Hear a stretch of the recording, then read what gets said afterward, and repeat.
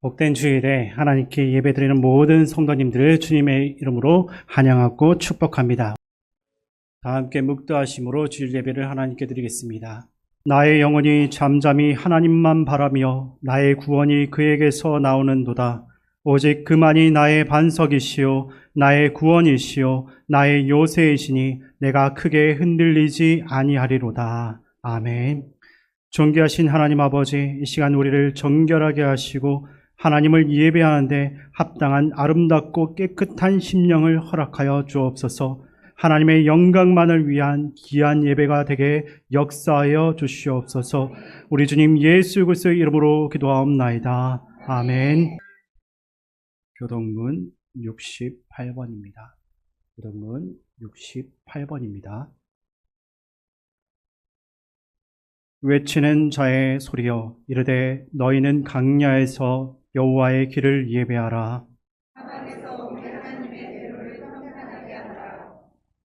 골짜기마다 도두어지며 산마다 언덕마다 낮아지며 고르지 아니한 곳이 평탄하게 되며 여호와의 영광이 나타나고 모든 육체가 그것을 함께 보리라. 말하는 자의 소리여, 이르되 외치라. 대답하되 내가 무엇이라 외치리까 하니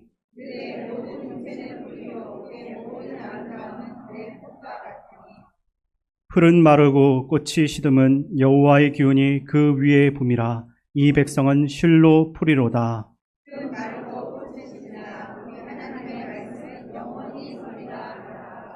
아멘. 이 시간 지난 한 주간을 돌아보며 우리의 죄를 하나님께 참여하는 기도를 드리겠습니다. 우리가 아직 죄인 되었을 때 그리스도께서 우리를 위하여 죽으심으로 하나님께서 우리에 대한 자기의 사랑을 확증하셨느니라. 아멘. 나는 전능하신 아버지 하나님 천지의 창조주를 믿습니다. 나는 그의 유일하신 아들 우리 주 예수 그리스도를 믿습니다. 그는 성령으로 잉태되어 동정녀 마리아에게서 나시고 본디오 빌라도에게 고난을 받아 십자가에 못 박혀 죽으시고 장사된 지 사흘 만에 죽은 자 가운데서 다시 살아나셨으며 하늘에 오르시어 전능하신 아버지 하나님 우편에 앉아 계시다가 거기로부터 살아있는 자와 죽은 자를 심판하러 오십니다. 나는 성령을 믿으며 거룩한 공교회와 성도의 교제와 죄를 용서받는 것과 몸의 부활과 영생을 믿습니다. 아멘. 오늘 우리에게 주시는 하나님 말씀은 요나서 3장 1절에서 10절입니다. 구약 성경 1287쪽입니다.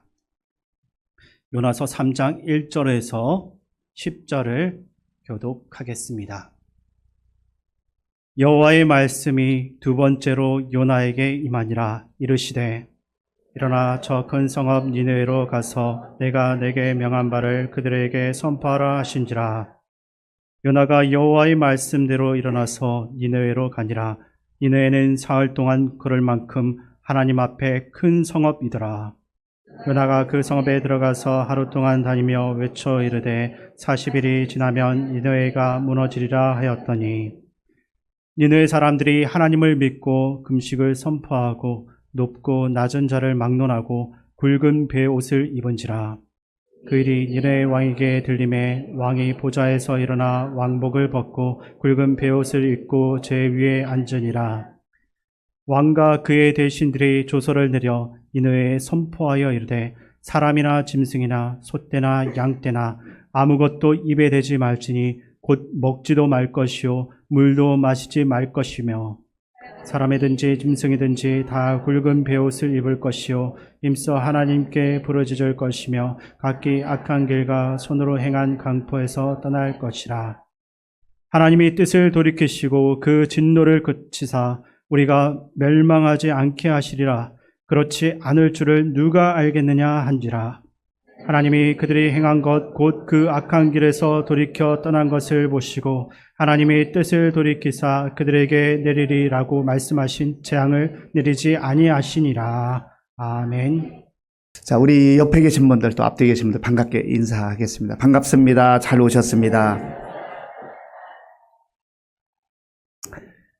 예, 우리 교회 표어로 인사하겠습니다. 우리는 함께 위로하고 함께 위로받는 성령 공동체입니다. 예, 한 번만 더 고백하실까요? 다 잘 될 겁니다.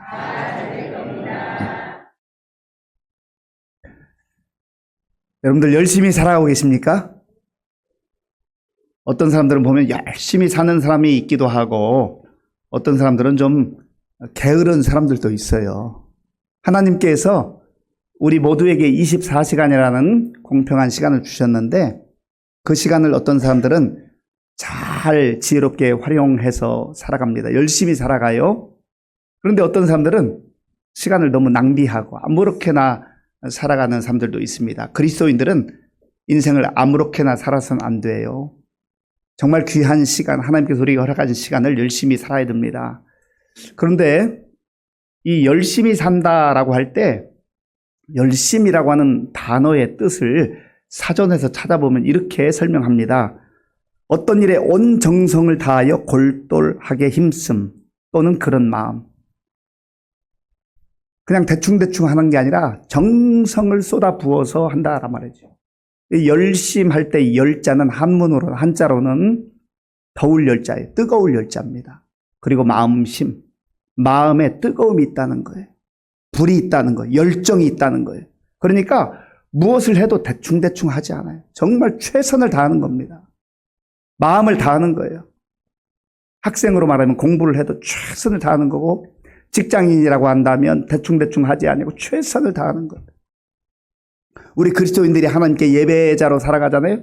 예배를 드려도 어떤 사람은 열심히 안 드려요. 그냥 대충 드리는 분이 있어요. 그런데 어떤 분들은 정말 전심으로 열심으로 예배를 드려요. 그리고 또 기도하는 것도 열심히 하고 찬양하는 것도 열심히 해요. 제가 지금 한 2주여간에 이 목이 조금 잠겨가지고 찬송을 마음껏 부르지 못하는 게 얼마나 속상한지 몰라요. 그렇지만 제가 목소리로는 힘차게 부르지 못하지만 제 마음을 다해서는 정말 하나님께 최선의 찬양을 드려야 되겠다. 그렇게 우리가 열심히 하는 게 중요하단 말이죠. 그런데 열심은 보통 좋은 것이기는 하지만 그러나 목적이 잘못되고 방향이 잘못되면 열심히 살수록 그 사람도 망가지고 다른 사람도 무너뜨리고 다른 사람에게 상처 주고 고통을 주는 그런 인생들도 있습니다. 예를 들어서 어떤 사람이 도둑질을 해요. 도둑질. 그런데 대충대충 도둑질하지 연구하고 최선을 다해서 도둑질하면 문제가 있는 거 아니겠어요? 소매치기 하는 사람들 그냥 대충 하지 않습니다. 얼마나 열심히 하는지 몰라요. 제가 로마를 한번 간 적이 있었는데 로마에 가기 전에 이렇게 인터넷에 조사를 해보니까 전 세계에서 가장 소매치기에 능통한 사람들이, 소매치기의 달인들이 로마에 온다는 거예요. 제가 참 이 단속을 나름대로 이렇게 했는데, 한번 그 메트로라고 하는 그 로마 지하철 타고 가는데요. 제 눈앞에서 어떤 청년의 가방 속에서 핸드폰을 빼가는 걸 봤어요. 순식간입니다. 그리고 팀으로 활동하고 또 금방 사라지기 때문에 어떻게 해볼 수가 없어요. 그러한 일을 열심히 하면은 사실 그 사람 그 마음이 행복하겠어요? 무너지는 것 아니겠어요? 양심이 마비되는 것 아니겠어요? 그러니까 기술이 뛰어나고 그걸 연마하고 열심히 할수록 다른 사람이 고통당하는 거예요. 하나님이 기뻐하지 않는 거예요. 사람의 열심도 필요합니다. 또 어떤 경우는 하나님과 상관없이 정말 성실하고 열심히 사는 사람도 있어요. 우리가 본받을 만한 일이죠. 그러나 더 중요한 것은 나의 열심도 중요하지만 선한 뜻에서 오는 좋은 동기에서 오는 나의 열심도 중요하지만 하나님의 열심이 우리의 마음속에 있어야 한다는 거예요. 오늘 설교의 제목이 하나님의 열심입니다. 하나님은 무슨 일을 하든 대충대충 하지 않아요. 최선을 다하시는 하나님이세요. 하나님은 열심히 일하시는 분이세요. 그래서 하나님께서 하시는 일은요, 이 세상을 창조하시고 다스리시는데 아담과 하와가 죄를 범하고 이 땅에 죄가 들어왔잖아요. 그래서 고통이 찾아오고 눈물이 찾아오고 슬픔이 찾아오고 병이 찾아오고 죽음이 찾아왔어요. 하나님께서 이 망가진 세상, 죄로 오염된 세상을 새롭게 하시기 위해서 메시아를 약속해 주셨고 때가 되었을 때 메시아신 예수님을 보내주셨잖아요. 그리고 그 어간에도 수많은 선제들과 주의 사람들을 보내셔서 하나님이 생명의 길로 구원의 길로 이렇게 이끌어 주시는 것이죠. 이사야 9장 7절을 보면 하나님께서 이사야 선지자를 통해서 하나님이 어떤 마음으로 일하시는가 그리고 선지자를 볼 때 어떤 마음으로 하시는가를 보여줍니다. 함께 읽겠습니다. 그 정사와 평강의 더함이 무궁하며 또 다윗의 왕좌와 그의 나라에 군림하여 그 나라를 굳게 세우고 지금 이후로 영원히 정의와 공의로 그것을 보존하실 것이라. 만군의 여호와의 열심히 이를 이루시리라. 아멘.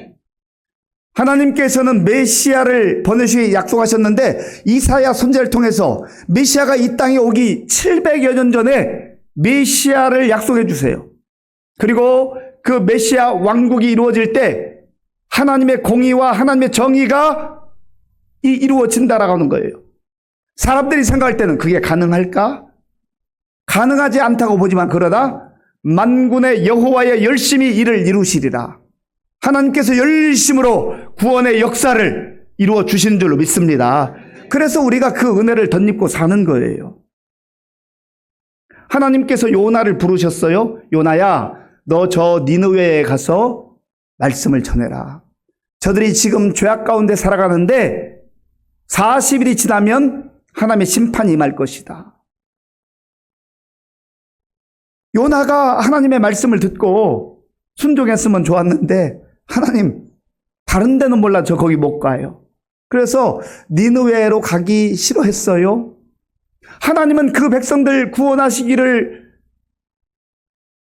원하시고 섭리하시고 또 열심으로 사람을 보내서 복음을 전하기를 원하시는데 하나님의 열심은 있지만 요나가 하나님의 열심을 거부하는 거예요. 그래서 자기가 원하는 다시스라고 하는 곳으로 가기 위해서 욥바로 내려갔잖아요. 거기 가니까 마침 다시스로 가는 배를 만났다. 하나님 뜻 반대로 살아도 하나님 뜻 거역하고 살아도 뭐 별 문제 없네. 일이 척척척 잘 되네. 하나님께서 바람을 보내시기 전까지는 그렇게 생각했어요. 그런데 하나님 바람을 보내시잖아요. 하나님의 열심에 순종하고 하나님의 열심은 사람을 살리고 사람을 구원하는 그 열심인데 요나는 그 하나님의 그 열심에 부응하지 못한 거예요. 자기 열심으로 자기 생각대로 사는 거죠. 그래서 한동안은 잘 되는 것처럼 보였지만 광풍이 불어오게 될 때 자기도 고생하고 그 배 타고 가는 사람들까지도 죽을 위기에 처하잖아요. 그러니까 하나님의 열심으로 살지 않고 하나님의 뜻 가운데 살지 않고 내 생각대로 내 지식대로 내 판단대로 내 열심으로 살아가면 한때는 평탄한 것 같고 잘 되는 것처럼 보일 때가 있지만 그러나 하나님이 정하신 시간이 되면 바람이 불어오기도 하고 또 우리 인생의 배가 뒤흔들리기도 하고 정말 죽을 것 같은 그런 고비를 맞이하기도 한다라고 하는 거예요. 그런데 하나님께서 바다에 던져진 요나를 그냥 내버려 두지 아니하시고 건져 주시잖아요. 큰 물고기를 보내셔서 그에게 구원의 길을 열어주시잖아요. 하나님이 그리고 3일 만에 이제 육지로 나오게 해서 요나에게 말씀해 주세요. 본문 1절 말씀 1절을 함께 읽겠습니다. 여호와의 말씀이 두 번째로 요나에게 임하니라 이르시되 아멘. 여호와의 말씀이 두 번째로 요나에게 임하니라. 만약 여러분이 하나님이었다고 한다면 이런 요나, 하나님의 뜻을 거역하고 자기 마음대로 간 그 요나, 바닷속에 던져져서 죽어가는 거 살려주는 것까지는 할 수 있잖아요. 그런데 또 믿고 맡길 수 있겠어요? 또 맡길 수 있겠냐 말이죠. 흔히 우리가 하는 말 중에 한 번 배신하면 또 배신한다 뭐 그런 얘기도 하잖아요. 그러니까 믿기 어려운 거예요. 그런데 하나님께서 요나를 믿어주셔요. 그리고 다시 한번 기회를 주시는 거죠. 우리는 어떤 경우에 실수하고 잘못한 사람들 그냥 단칼에 내쳐야 된다고 생각하는데 하나님께서 우리가 실수하고 우리가 잘못할 때에 단칼에 내치시면 우리가 여기 있을 수가 있습니까? 어떤 경우는 속상할 때가 있어요. 정말 불의가 판을 치고 너무나 울분이 솟아오르는 그러한 억울한 상황들을 맞이할 때가 있잖아요. 그때마다 하나님이 살아 계시다면 저 사람 왜 그냥 내버려 둬요? 천벌을 내리시든지 벼락을 쳐서라도 하나님의 살아계심을 보여줘야 되지 않겠습니까? 막 속상하니까, 억울하니까 그렇게 말할 때가 있잖아요. 하나님께서 사람들이 잘못할 때마다, 실수할 때마다, 죄 범할 때마다 다 그렇게 심판하시면 아무도 사람 남지 못해요. 하나님께서 요나에게 또다시 기회를 주신 것처럼 오늘 저 여러분들의 가운데 또 다른 기회를 주시고 또 다른 은혜를 베풀어 주신 줄로 믿습니다. 그게 하나님의 은혜예요. 하나님. 말로 다 형용할 수 없는 하나님의 은혜, 이해할 수 없는 하나님의 은혜. 우리는 속이 너무 좁아가지고 그냥 내 생각대로 판단하고 정죄하고 비판하고 그렇게 해요. 그런데 하나님은 넓은 품에 우리를 받아주시고 또다시 기회를 주신다라고 하는 것이죠. 이것이 하나님의 은혜예요. 포기하지 않는 하나님. 하나님은 요나도 포기하지 않고요. 니느웨 백성들도 내버려 두지 않아요. 그 요나에게 다시 한번 기회를 주시고 요나를 거기에 보내셔서 그들로 하여금 하나님의 말씀을 듣게 하신단 말이죠. 하나님의 말씀을 들을 수 있다고 하는 것이 얼마나 복된 일인지 모릅니다. 하나님의 말씀을 듣는 그 사람, 그 10년 가운데 생명의 역사가 나타나게 된 줄로 믿습니다. 하나님이 요나에게 말씀하셨어요. 2절 제가 읽겠습니다. 일어나 저 큰 성읍 니느웨로 가서 내가 네게 명한 바를 그들에게 선포하라 하신지라. 아멘. 저 큰 성읍 니느웨로 가서 하나님께서 가라고 하는 장소가 있어요. 가라고 명하시는 그 사람이 있어요. 그리고 가야 됩니다. 니느웨가 사실 이스라엘 백성들의 입장에서, 요나 입장에서는 만나고 싶지 않은 사람들, 가고 싶지 않은, 저 사람들 망했으면 좋겠다, 그런 사람들이에요. 그런데 하나님의 생각과 요나의 생각은 너무 다른 거죠. 하나님은 모든 세계 열방이, 민족이 복음의 소식을 듣고 예수를 믿고 구원받기를 원하시는 거예요. 그래서 하나님은 바울을 통하여서 이 하나님의 속내를 말씀해 주셨어요. 디모데전서 2장 4절 말씀 우리 함께 읽겠습니다. 하나님은 모든 사람이 구원을 받으며 진리를 아는 데 이르기를 원하시느니라. 아멘. 하나님은 모든 사람이 구원을 받으며, 우리는 판단해요. 이 사람은 될 것 같아, 저 사람은 아니야. 내가 판단해요. 내가 마치 하나님인 것처럼 저 사람은 되겠다는, 저 사람은 안 되겠다는 거죠.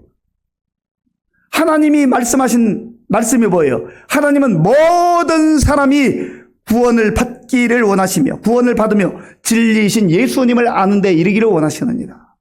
그래서 우리가 저 사람은 되고 이 사람은 안 되고 판단해서 안 돼요. 복음은 우리가 누구에게라도 전해야 됩니다. 하나님의 말씀에 순종하고 하나님의 열심을 따라서 우리가 살아야 되지, 내 생각대로, 내 판단대로, 내 열심으로 그렇게 경계를 지어서는 안 된다라고 하는 거예요. 요나가 사실은 바닷속에 버려졌지만, 던져졌지만, 그는 죽은 목숨이었지만 하나님 그를 구원해 주셨잖아요. 다시 한번 기회를 주신 것 아니겠습니까? 그래서 요나 2장 6절에서 요나는 이렇게 고백합니다. 주께서 내 생명을 구덩이에서 건지셨나이다. 아멘. 구덩이, 스스로 빠져나올 수 없는 그 구덩이, 죽음의 구덩이에서 나를 건져주셨습니다. 이것이 은혜요, 이것이 구원이에요. 구원은 인간이 노력한다고, 참선을 한다고, 선행을 한다고 얻을 수 있는 게 아니에요. 오직 구원은 하나님의 은혜로 우리가 받게 되는 줄로 믿습니다. 그래서 요나는 그 물고기 뱃속에서 구원은 여호와께 속하였나이다 라고 고백하는 거죠. 우리가 예수님만을 믿어야 될 이유가 여기 있어요. 그저 마음을 정돈하고 그저 반성하고 좀 착하게 살려고 애쓰고 그런 정도면 어떤 종교를 선택해도 상관이 없어요. 그러나 구원은 오직 예수님 안에만 있는 줄로 믿습니다. 그래서 우리가 종교 생활하지 않고 신앙 생활하는 거예요.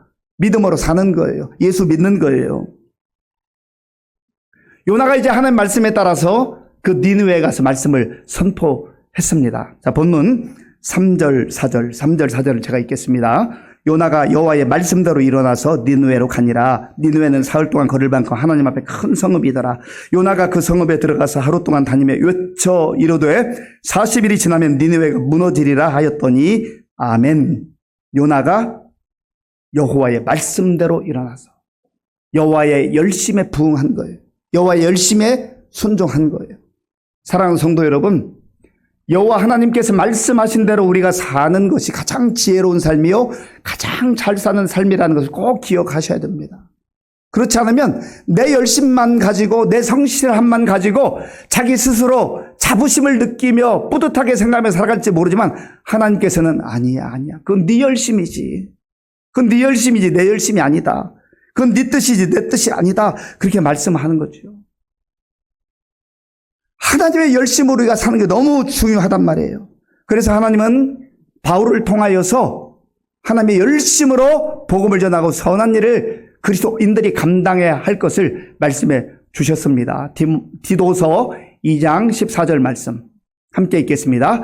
그가 우리를 대신하여 자신을 주심은 모든 불법에서 우리를 속량하시고 우리를 깨끗하게 하사 선한 일을 열심히 하는 자기 백성이 되게 하려 하심이라. 아멘. 그가 우리를 대신하여 자신을 주심은 예수님께서는 죄 없으신 예수님께서 이 땅에 오셔서 자신을 주신 거예요. 열심히 사시면서 복음을 전하고 자기 생명을 내어주신 거예요. 섬기고 희생하신 거예요. 그런데 자기 열심으로 사는 사람은 희생하지 않겠다는 거예요. 섬기기보다는 섬김을 받겠다는 거예요. 군림하겠다는 거예요. 그래서 더 많이 갖고 더 높은 자리에 올라가려고 하는 것 아니겠어요? 그런데 그리스도인들이 열심히 살고 열심히 공부하고 잘 되어야 할 이유는 하나님께서 주시는 그 자리에서 예수님처럼 더 많은 사람들을 섬기고 더 많은 사람들을 살려내는 그 일에 쓰임받기 위해서 살려야 될 이유가 있는 거죠. 그래서 선한 일을 열심히 하는 자기 백성이 되게 하려 하십니다. 선하신 분은 오직 하나님 한 분인 줄로 믿습니다. 그래서 하나님의 뜻을 따라서 하나님의 말씀에 따라서 하나님의 열심으로 우리가 순종하며 살아갈 때 그 인생이 가장 잘 사는 인생이 되는 것이라 하는 것입니다. 우리가 영육 균형을 잘 맞춰야 됩니다. 우리는 영적인 것만 해도 안 되고 육적인 것만 해도 안 돼요. 우리가 예수를 믿고 영적인 삶을 살아가지만 그런 육신을 또 가지고 살아가잖아요. 그래서 건강 관리도 잘 하셔야 되고 음식도 적절하게 먹으셔야 되고 이런 관리를 잘 하셔야 돼요. 그러나 또 어떤 사람은 육적인 거에는 시간도 쏟아붓고 열정도 쏟아붓고 돈도 쏟아붓는데 영적인 것은 소홀히 하는 사람이 있어요. 이걸 균형 있게 하는 것이 건강하고 지혜로운 그리스도인이라 하는 것입니다. 예수님께서 사도 요한을 통하여서 소아시아에 있는 7교회에 편지를 보내시고 말씀하셨는데 라오디게아라고 하는 교회가 있습니다. 이 교회는 겉으로 볼 때는 그 지역이 풍성한 지역이에요. 환경이 좋아요. 그러니까 돈도 많아요. 그런데 예수님이 보실 때 그들은 마치 벌거벗은 것 같고 앞을 보지 못하는 소경과 같고 아무것도 가지지 않는 영적으로 그야말로 가난한 사람이라고 말씀하셨어요. 그러면서 예수님께서 왜 너희들의 열심으로 사나? 하나님의 열심으로 살아라. 그게 말씀하시죠. 그리고 주시는 말씀이 계시록 3장 19절입니다. 함께 읽겠습니다. 무릇 나를 사랑하는 자를 책망하여 징계하노니 그러므로 네가 열심을 내라 회개하라. 아멘. 무릇 나를 사랑하는 자를 주님이 사랑하시기 때문에 때로는 책망도 하시고 사랑의 책찍도 가하시는 거예요. 그러면서 하시는 말씀이 그러므로 네가 열심을 내라. 대충대충 사지 말라. 적당하게 살지 말라. 네 열심으로 사지 말라. 저기서 내가 열심을 내라 하는 이 말씀은 하나님의 열심이 무엇인지를 알라는 거예요. 하나님의 뜻을 알라는 거예요. 그리고 엉뚱한 방향, 잘못된 방향으로 가고 있다고 한다면 회개하고 돌아오라고 하는 것이죠. 요나가 니느웨에 가서 하나님의 말씀을 선포했을 때 참 놀라운 일이 벌어졌어요. 생각지 못한 일이 벌어졌습니다. 그 니느웨 백성들이 어떻게 반응을 했어요? 요나가 선포하다 하나님의 말씀을 듣게 될 때 이들이 놀라운 반응을 하는데 그 내용이 5절부터 8절까지 있습니다. 5절부터 8절까지를 제가 읽겠습니다. 니느웨 사람들이 하나님 믿고 금식을 선포하고 높고 낮은 자를 막론하고 굵은 베옷을 입은지라. 그 일이 니느웨 왕에게 들림에 왕이 보좌에서 일어나 왕복을 벗고 굵은 베옷을 입고 제 위에 앉으니라. 왕과 그의 대신들이 조서를 내려 니느웨에 선포하여 이르되 사람이나 짐승이나 소떼나 양떼나 아무것도 입에 대지 말지니 곧 먹지도 말 것이요 물도 마시지 말 것이며 사람이든지 짐승이든지 다 굵은 베옷을 입을 것이요 힘써 하나님께 부르짖을 것이며 각기 악한 길과 손으로 행한 강포에서 떠날 것이라. 아멘. 니느웨 사람들이 하나님을 믿고 그들이 금식하고 악한 길에서 돌이키고 악한 강포에서 돌이키게 됐다라는 거. 이게 진정한 회개의 의미예요. 하나님의 말씀, 생명의 말씀이 선포되게 될 때 이러한 회개의 역사가 나타나게 됩니다. 저와 여러분들이 예배 드릴 때 아멘으로 화답하기도 하고 하나님의 말씀을 내가 잘 들었는데, 문제는 이 예배당 문을 나서면서 그 받은 말씀을 다 놓고 가요. 놓고 가. 그리고 또 내 열심, 내 생각, 내 경험 그거 부여안고 가정에 가고 직장에 가고 일터에 가고 사회에 가니까 늘 그런 모습으로 사는 거예요. 변화가 없어요. 변화. 좀 성숙하게 변화되는 모습이 있어야 되는데, 예배당 문을 나서면서 예배 드리는 동안은 아멘 했지만은 말씀을 놓쳐버리는 거예요. 그러니까 또 내 생각대로 살고 내 열심으로 사는 것이죠. 진정으로 회개한다라고 하는 것은 내 고집을 꺾고 내 생각을 내려놓고 말씀을 붙드는 거예요. 말씀 붙드는 거예요. 그리고 하나님 없이 살던 인생이, 여기 말씀해 보니까 니느웨 사람들이 하나님을 믿고, 진정한 회개의 출발은, 첫 걸음은 하나님을 믿는 데서 시작되는 거예요. 하나님 믿지 않고 성실하게 사는 것, 하나님 믿지 않고 열심히 사는 것, 사람의 시각으로 볼 때는 뭐 괜찮아 보여요. 그러나 하나님 볼 때는 믿음 없는 열심, 믿음 없는 성실함, 하나님께서 인정해 주지 않는단 말이죠. 그래서 우리가 하나님의 말씀대로 살아가고 하나님의 열심으로 살아가는 것이 중요하다라고 하는 거예요. 요나가 이렇게 하나님의 말씀을 선포하고 니느웨 백성들은 하나님의 말씀을 듣고 백성들로부터 왕에 이르기까지 금식을 선포하고 이제 우리의 열심 내려놓고 우리의 방식 내려놓고 하나님의 말씀대로 살아야 된다. 회개 운동이 일어난 거죠. 그래서 구원의 역사가 나타나게 되는 거예요. 그리고 하나님이 요나를 거기에 보내실 때 하셨던 말씀은 40일이 지나면 너희의 악독 때문에 하나님의 진노와 심판이 임할 것이다 했지만, 하나님의 속내는 이 말씀을 듣고 돌이키라는 거예요. 돌이키라. 다시 한번 기회를 주시는 거예요. 그래서 하나님의 말씀이 들려온다는 게 얼마나 복인지 몰라요. 그리고 이들이 회개했을 때에 하나님께서 진노하시려던 계획을 그거 바꾸셔서 그들을 구원의 은혜로 인도하시는 걸 봅니다. 자, 본문 10절 말씀, 10절 함께 읽겠습니다. 하나님이 그들이 행한 것, 곧 그 악한 길에서 돌이켜 떠난 것을 보시고 하나님 뜻을 돌이키사 그들에게 내리리라고 말씀하신 재앙을 내리지 아니하시니라. 아멘. 재앙을 내리지 않고 오히려 그들에게 구원의 은혜를 주셨다라고 하는 겁니다. 하나님은 저와 여러분들에게도 그런 은혜를 주셨고, 또 저와 여러분들을 요나와 같이 니느웨에 또 하나님이 원하시는 그곳에 보내셔서 하나님의 열심으로 말씀을 선포하기를 원하세요. 그래서 우리를 통해서 사람들이 하나님의 말씀을 듣게 되고 그들이 회개하고 구원의 은혜를 누리며 살기를 원하시는 것이요. 아도니람 저드슨이라는 분이 있습니다. 이분은 미국 사람으로 처음에 1812년도에 인도의 선교사로 갔습니다. 그런데 그 영국 사람들이 동인도 회사라고 하는 회사를 세웠는데 이들이 복음 전하는데 좀 방해를 했어요. 그래서 아도니람 저드슨이 버마, 미얀마로 이제 그 방향을 바꾸게 됩니다. 그곳에 가서 열심히 복음을 전해요. 아내와 함께 열심히 복음을 전하는데 1년이 지나도 2년이 지나도 3년이 지나도 4년이 지나도 5년이 지나도 아무도 예수 믿는 사람이 없어요. 얼마나 힘들겠어요. 선교하러 갔는데 자기의 인생 정말 하나님께 맡기고 그 낯선 지역에 가서 복음을 전하는데 좀 복음의 열매들이 있고 또 예수 믿는 사람들이 있어야 낯설고 물설고 곳에서 또 언어가 다르고 많은 것이 다른 환경 속에서 힘을 얻을 텐데 복음을 전해도 이게 열매가 없어요. 그래도 기도하면서 끝까지 복음 전하는, 마침내 6년이 되었을 때 한 사람이 예수 믿고 세례를 받았습니다. 얼마나 감사했을까요? 얼마나 감격스러웠을까요? 그런데 1년이 채 지나기 전에 아내가 죽게 되었고 딸이 죽게 되었어요. 기가 막힌 일 아닙니까? 하나님 이게 뭐예요? 하나님 이게 뭐예요? 원망하고 선교 사역을 포기할 만도 한데 그가 극심한 우울증에 시달리기도 했지만 그러나 또다시 하나님을 의지하고 붙드는 가운데 그 선교 사명을 잘 감당해서 그 땅에 가렌족이라고 하는 그 부족이 많이 예수를 믿고 지금까지도 그 구원의 열매들이 맺혀지고 있어요. 그래서 하나님께서는 정말 때로는 요나를, 때로는 아도니암 저드슨을 보내고, 우리나라에도 1885년도에 26살 된 언더우드 선교사, 27살 된 아펜젤러 선교사, 정말 이 청년들 아닌 청년들, 이 청년들이 자기의 인생을 하나님께 걸고 이 땅에 와서 복음을 전함으로 인하여서 이 땅에 교회들이 세워지고, 또 기독교 학교들이 세워지고, 병원이 세워지고, 고아원이 세워지고, 이런 놀라운 복음의 역사, 생명의 역사가 일어나는 것 아니겠습니까?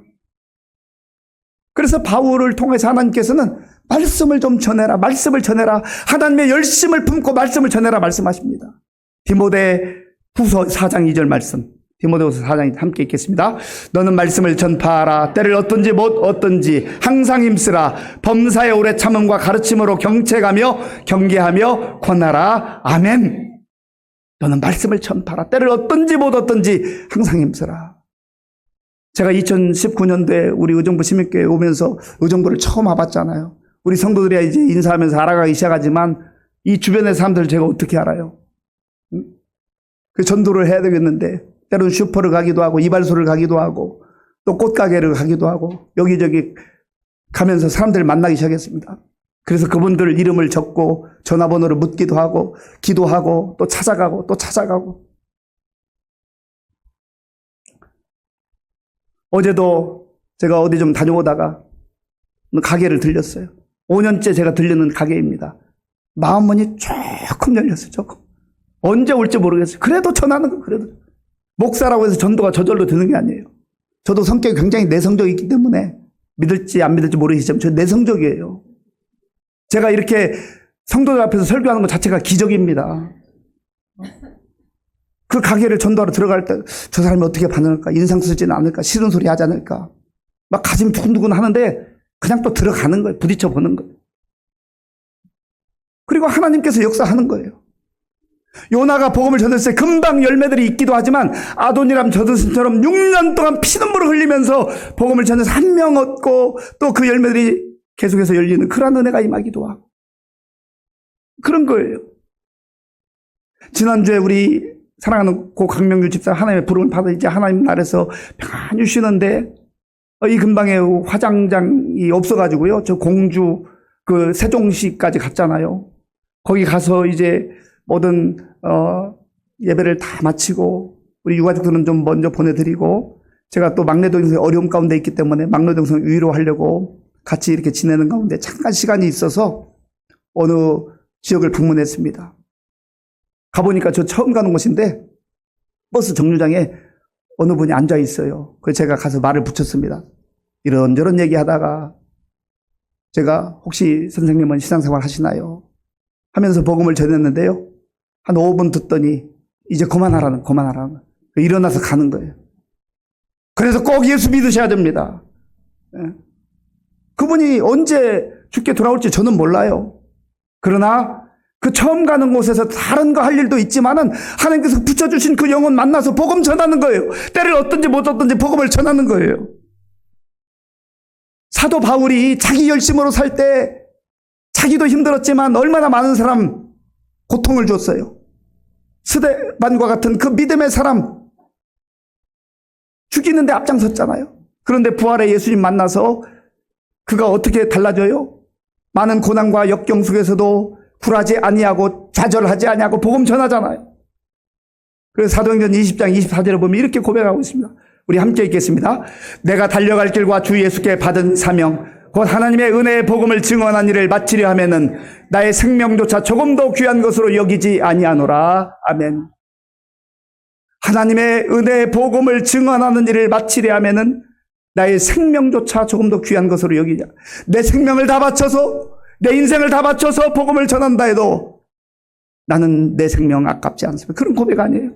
복음에는 그 이상의 가치가 있기 때문에 예수님께서 우리를 위해 생명을 내어주시고 우리에게 구원의 은혜를 베풀어 주셨잖아요. 우리가 그 구원의 은혜를 누리며 그 감격 가운데 살 뿐만 아니라 내가 정말로 그 예수님을 나의 주님으로 왕으로 모시고 산다면 내 주변에 있는 사람들에게 복음을 전해야 되지 않겠어요? 그런데 첫 번째 말씀을 들은 요나와 같이 나 저 사람한테는 못 가요. 저 사람은 나 마음문이 열리지 않아요.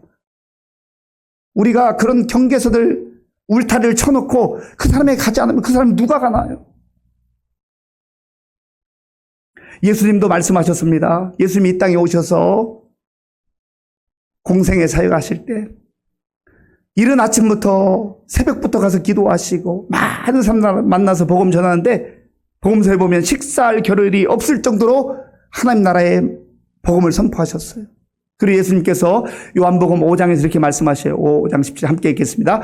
예수께서 그들에게 이르시되 내 아버지께서 이제까지 일하시니 나도 일한다 하시매 아멘. 내 아버지 하나님께서 이제까지 아버지의 열심으로 사람을 살리기 위해서 죄인을 살리기 위해서 세상을 구원하기 위해서 일하시는데 나도 아버지의 열심으로 일한다. 저 여러분들 인생을 아무렇게 사는 사람이 없겠지만 우리에게 주어진 시간은 허투루 보내서 안 되잖아요. 대충 살아서 안 되잖아요. 세상 열심으로 내 열심으로 살아서 안 되잖아요. 하나님의 열심으로 살아가게 될 때 나도 살고 다른 사람도 살리는 그런 놀라운 생명의 은혜를 우리가 누리게 될 줄로 믿습니다. 러빔이라고 하는 복음성가 가수가 있습니다. 하나님의 열심이라고 하는 찬양을 불렀는데요. 제가 가사를 읽고 설교를 마무리하겠습니다. 하나뿐인 사랑아, 네게 부탁이 있다. 길 잃어 지친 영혼 돌아보라. 나의 품으로 안기어라. 조금 느린 듯해도 기다려주겠니? 조금 더딘 듯해도 믿어줄 수 있니? 네가 가는 그 길 절대 헛되지 않으니 나와 함께 가자. 앞이 보이지 않아도 나아가 주겠니? 이해되지 않아도 살아내 주겠니? 너의 눈물의 기도 잊지 않고 있으니 나의 열심으로 이루리라. 네게 그 땅을 부탁한다. 아버지 하나님, 하나님께서는 하나님의 열심으로 모든 우주 만물을 창조하셨고 사람의 죄로 인하여서 무질서해진 그리고 신음하는 이 백성들을 사랑하시고 구원하기를 원하셨습니다. 하나님, 요나를 보내셔서 복음의 말씀을 듣게 하시는 것처럼 오늘 우리를 보내셔서 우리 주변에 있는 사람들이 복음 듣기를 원하시는 하나님, 우리를 복음의 도구로, 복음의 일꾼으로 아름답게 사용하여 주시옵소서. 하나님의 열심으로 살아가게 하여 주시옵소서. 예수님의 이름으로 기도하옵나이다. 아멘. 아버지 하나님 감사합니다. 하나님의 열심으로 우리를 구원해 주시고 지금도 하나님의 열심으로 우리를 은혜의 길로 인도해 주시니 감사합니다. 우리도 하나님 주신 기회를 따라 하나님의 열심으로 살게 하시고 복음 전하며 생명의 말씀을 전할 수 있도록 인도하여 주시옵소서. 우리에게 베풀어 주신 은혜 가운데 구별하여 주일헌금 11조 감사 헌금과 각종 목적 헌금을 믿음으로 드려오니 기쁘게 받아주시고 이 물질이 사용되는 곳마다 예수님의 생명의 복음이 전파되게 하여 주시옵소서. 우리 성도들 가운데에 복음의 열정을 잃어버린 분들, 다시금 성령의 불이 우리의 심령 속에 활활 타올라 일어나서 우리의 믿음도 회복되게 하시고 우리의 삶을 통하여서 주변 사람들이 살아나는 놀라운 역사가 있게 하여 주시옵소서. 연로함으로 인해서 질병으로 인하여서 하나님 앞에 눈물로 기도하는 성도님들 주께서 위로해 주시고 어루만져 주시고 치료의 역사로 함께하여 주옵소서. 학업과 취업과 결혼과 또 자녀 양육과 여러 가지 생활의 필요를 따라 하나님의 영광을 위해서 기도할 때 하나님께서 하나님의 때에 좋은 것으로 응답하여 주시옵소서. 군 복무 중인 청년들을 기억해 주시고 또 대학 입시를 앞두고 기도하며 열심히 준비하는 우리 수험생들 기억하여 주옵소서. 지금도 어려운 때 세계 열방에 나가 복음 증거한 선교사님들 능력의 장중에 붙잡아 주실 줄로 믿사옵고 예수님의 이름으로 축복하며 기도하옵나이다. 아멘. 그래도 더위가 많이 가시고 이제 아침 저녁 좀 선선해지는데요. 우리 금년 성경 통독 목표가 200독인데 현재 84독입니다. 50%도 못했는데 어쨌든 열심히 우리가 좀 분발해서 말씀 읽고 또 말씀으로 세임 얻는 우리 성도들 되었으면 좋겠습니다. 오늘 찬양 예배는 시온 찬양대 헌신 예배를 드리는데 1시 45분부터 찬양을 시작하도록 하겠습니다.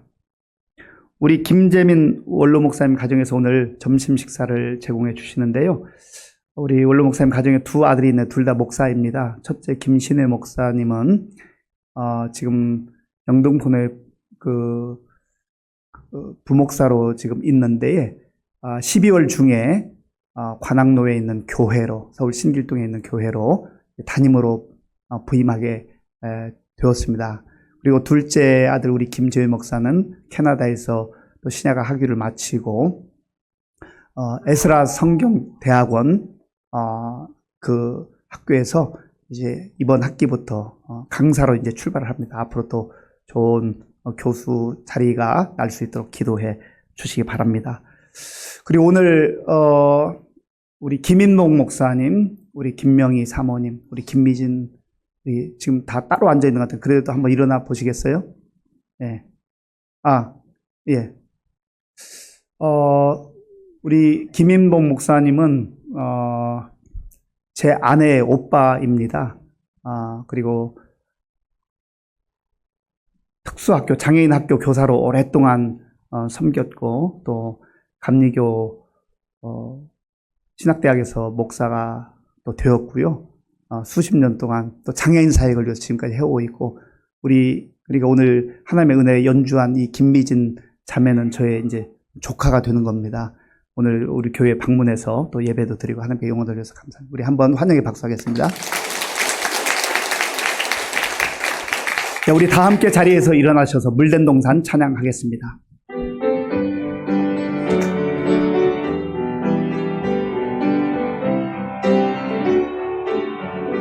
주님 너를 항상 인도하시리. 주님 너를 항상 인도하시리. 메마른 땅에서 또 너를 만족시키리. 너는 물된 동산 같겠고 마르지 않는 샘 같으리. 너는 물된 동산 같겠고 마르지 않는 샘 같으리. 주님 너를 항상 인도하시리. 주님 너를 항상 인도하시리. 메마른 땅에서도 너를 만족시키리. 너는 물된 동산 같겠고 마르지 않는 샘 같으리. 너는 물된 동산 같겠고 마르지 않는 샘 같으리.